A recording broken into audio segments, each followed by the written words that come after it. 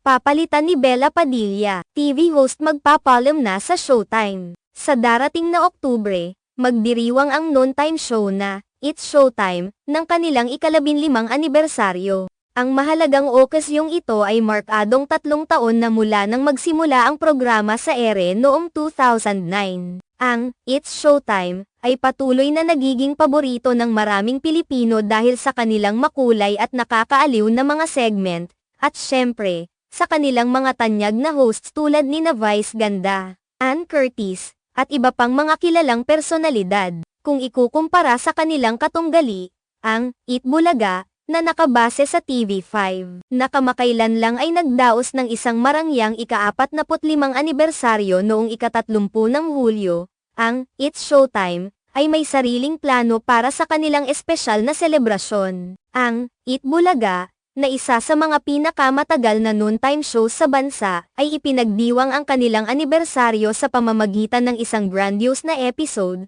puno ng mga espesyal na segment, bisitang artista, at mga surprise para sa kanilang mga taga-subaybay. Sa kabila ng kanilang matinding selebrasyon, hindi nagpahuli ang It's Showtime sa pagpapakita ng kanilang dedikasyon sa kanilang programa. Para sa kanilang ika-15 anibersaryo, inaasahan ng mga taga-suporta at taga-panood ang isang malaking sorpresa mula sa It's Showtime. Karaniwan, ang kanilang magpasikat segment ay isa sa mga pangunahing tampok ng kanilang anibersaryo. Ang segment na ito ay kilala sa pagbibigay ng mga nakakaaliw, nakakatuwang, at minsang kahanga-hangang performances mula sa kanilang mga host, mga celebrity guest, at kahit na mga tagahanga. Ang bawat taon ay may kanya-kanyang tema at konsepto, na nagpapakita ng pagiging malikhain at enerhiya ng programa. Ngayong taon, marami sa mga tagahanga ang nag-aabang sa kung ano ang inihahanda ng It's Showtime para sa kanilang espesyal na araw. May mga bulong-bulong sa paligid na ang espesyal na segment na ito ay maaaring magpakita ng mga bagong talento at mga kakaibang ideya na tiyak na magpapasaya sa kanilang mga tagapanood. Ang excitement para sa anibersaryo ay tila tumataas habang papalapit ang petsa,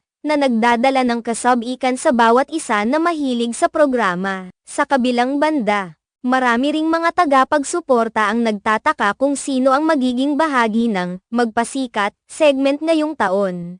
Isang tanyag na haka-haka ang nagsasabi na si Bella Padilla ay maaaring makasama sa segment na ito. Ang pangalan ni Bella ay madalas na nababanggit dahil sa posibleng paglipat niya sa It's Showtime. Ayon sa mga teorya, maaaring ang kanyang pagdating sa programa ay bahagi ng pagpapalawak o pagbabago sa kanilang lineup ng mga hosts. Sa mga dahilan ng spekulasyon na ito ay ang pagiging abala ni Ann Curtis sa kanyang bagong proyekto na It's Okay Not to Be Okay, na kasalukuyan niyang tinatrabaho. Maraming taga-suporta ang umaasang si Bella ang magiging bagong miyembro ng It's Showtime, upang palitan si Ann Curtis pansamantala, o maaari ding maghintay sila na si Bella ay maging regular na bahagi ng show. Ang pagkakaroon ng bagong host ay maaaring magdala ng sariwang enerhiya sa programa at magbigay ng bagong karanasan para sa mga tagapanood. Ang mga tagahanga ay palaging nasasabik sa mga pagbabago at pag-unlad sa kanilang mga paboritong show. At ang posibilidad ng pagpasok ni Bella sa programa ay nagdudulot ng karagdagang kasab-ikan para sa kanilang ika-15 anibersaryo.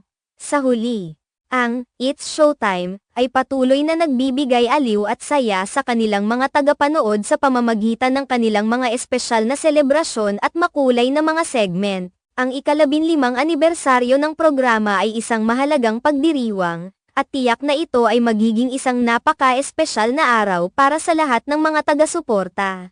Ang patuloy na pagbabago at pag-unlad ng programa ay nagpapakita ng kanilang dedikasyon sa pagpapasaya sa kanilang audience. At ang kanilang mga anibersaryo ay palaging inaabangan para sa mga sorpresa at bagong karanasan.